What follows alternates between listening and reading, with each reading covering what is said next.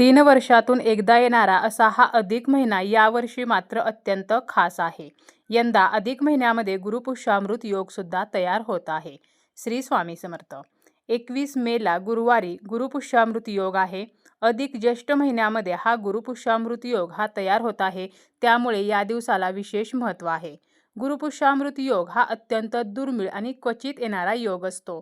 त्यातही तो जर अधिक महिन्यामध्ये आला तर या योगावरती आपण जर काही गोष्टी केल्या तर त्याचे आपल्याला अधिकाचे फळ प्राप्त होत असते. म्हणूनच आपल्याला गुरुवारी गुरुपुष्यामृत योगावरती काहीही जरी करणे शक्य झाले नाही तरी सुद्धा काही चुका मात्र अजिबात करायच्या नाहीत. जर आपण काही चुका केल्या तर मात्र त्याचे भोग हे आपल्याला भोगावे लागतात.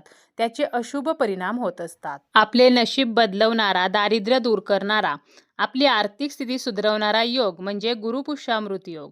गुरुपुष्यामृत योग हा एक खास आणि अत्यंत दुर्मिळ योग मानला जातो. आपण जर या दिवशी कोणतेही काम सुरू केले तर ते पूर्णत्वाला जाते अशी सुद्धा मान्यता आहे. गुरुवार हा गुरुग्रहाच्या अंमलाखाली असणारा दिवस आहे. गुरुग्रह हा सर्व ग्रहांचा राजा आहे आणि पुष्य नक्षत्र हे सर्व नक्षत्रांमध्ये श्रेष्ठ आहे. गुरुवारी जेव्हा पुष्य नक्षत्र येते त्यावेळेला गुरुपुष्यामृत योग हा तयार होत असतो.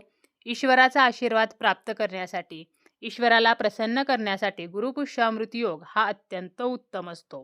खूप कमी आणि क्वचित येणारा असा हा गुरुपुष्यामृत योग असतो. या दिवशी लक्ष्मीची विधिवत पूजा करणे हे सुद्धा अत्यंत शुभ आणि फलदायी असते. अशा या गुरुपुष्यामृत योगावरती काही चुका करणे मात्र आपल्याला कटाक्षाने टाळायचे आहे. नाहीतर आपल्याला आपल्या पूजेचे कोणतेही फळ मिळणार नाही. कोणत्या चुका आपण करू नयेत तर हे आपण पाहणारच आहोत. पण त्या अगोदर या गुरुपुष्यामृत योगावरती आपल्याला काही कामे ही आवर्जून करायची आहेत. या दिवशी आपल्याला सकाळी लवकर उठायचं आहे. उठल्यानंतर आपल्याला स्नान करायचं आहे. स्नान करताना अंघोळीच्या पाण्यामध्ये आपल्याला 4 थेंब गंगाजल टाकायचे आहे. जर आपल्याकडे गंगाजल नसेल तर आपण थोडीशी हळद अंघोळीच्या पाण्यामध्ये टाकून त्या पाण्याने स्नान करायचं आहे. त्यानंतर स्वच्छ वस्त्र आपल्याला परिधान करायचं आहे. आपला जो उंबरठा आहे, मुख्य दरवाजा आहे तर तो स्वच्छ करायचा आहे. आपल्या उंबरठ्यावरती आपल्याला पाणी शिंपडायचं आहे.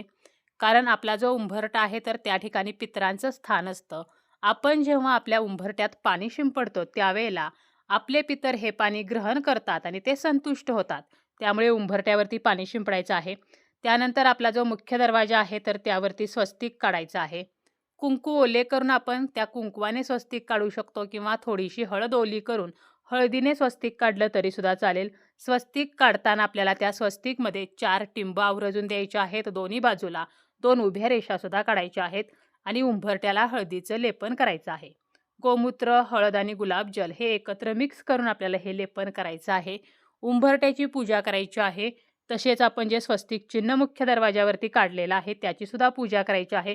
उंबरट्याला हळदी कुंकू, अक्षता, फुलं अर्पण करायचं आहे. अगरबत्तीने, धुपाने आपल्याला ओवाळायचं आहे. यानंतर आपल्याला किचनमध्ये सुद्धा एक स्वस्तिक काढायचं आहे. ज्या ठिकाणी आपण गॅस शेगडी ठेवतो त्याच्या समोरची जी भिंत आहे तर यावरती आपल्याला सर्वप्रथम शुद्ध तुपानं स्वस्तिक काढायचं आहे. त्यावरून पुन्हा आपल्याला ओल्या हळदीनं स्वस्तिक काढायचं आहे आणि पुन्हा आपल्याला त्यावरून ओल्या कुंकवानं स्वस्तिक काढायचं आहे. आता जर आपल्याकडे तूप वगैरे नसेल तर मग आपण फक्त ओल्या हळदीचं किंवा ओल्या कुंकवाचं स्वस्तिक काढलं तरी चालेल. या स्वस्तिकची सुद्धा आपल्याला पूजा करायची आहे. तसेच आपल्याला गॅस शेगडीची सुद्धा पूजा करायची आहे.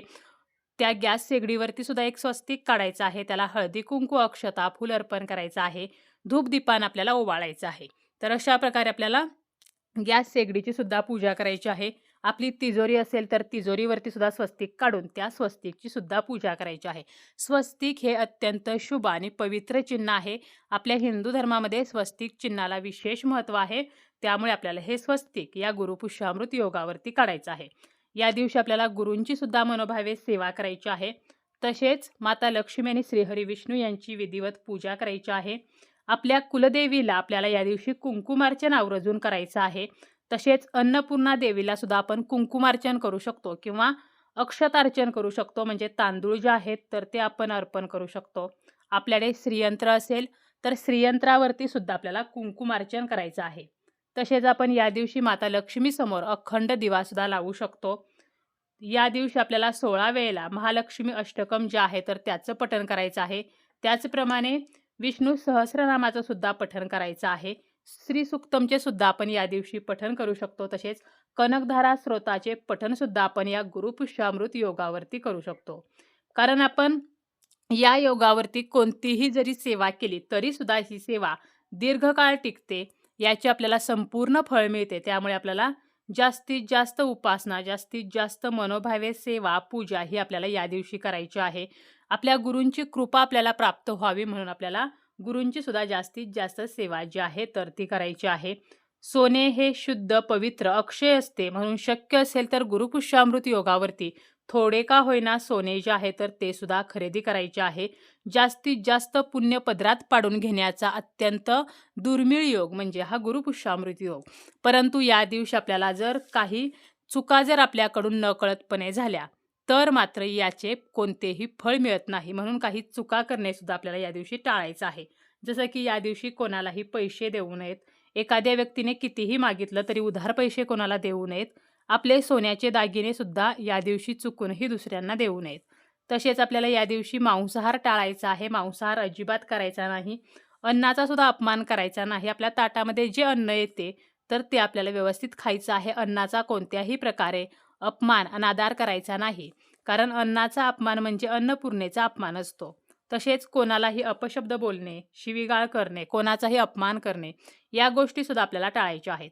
आपल्या घरामध्ये कलह, वाद, भांडण या जर गोष्टी आपण या दिवशी केल्या तर यामुळे नकारात्मक ऊर्जा वाढते. माता लक्ष्मी घरातून निघून जाते. त्यामुळे घरामध्ये किरकिर करणे, कलह करणे हे सुद्धा टाळायचं आहे. कोणावरतीही आपल्याला रागावायचं नाही. दारात जर एखादी व्यक्ती आली तर त्या व्यक्तीला रिकाम्या हाती परत पाठवायचं नाही. तर काही ना काही आपल्याला खायला द्यायचं आहे.